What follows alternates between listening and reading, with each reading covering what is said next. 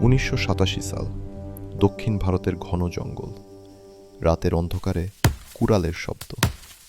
একটি গাছ পড়ে যায়, কিন্তু এটা সাধারণ গাছ নয়, এটা লাল চন্দন, যার দাম কালোবাজারে সোনার চেয়েও বেশি।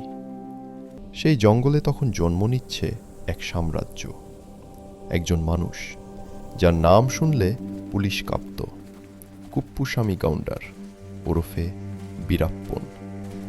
কিন্তু সে জন্মগত অপরাধী ছিল না, সে ছিল এক দরিদ্র পরিবারের ছেলে। শুরু করেছিল শিকারী হিসেবে। জঙ্গল ছিল তার স্কুল, বন্দুক ছিল তার শিক্ষক। ধীরে ধীরে সে বুঝল, গরিব থেকে বাঁচতে হলে আইন মানলে চলবে না, কারণ আইনের রক্ষকারাই তখন অনেক সময় পাচারকারীদের সঙ্গে গোপন চুক্তিতে জড়িত।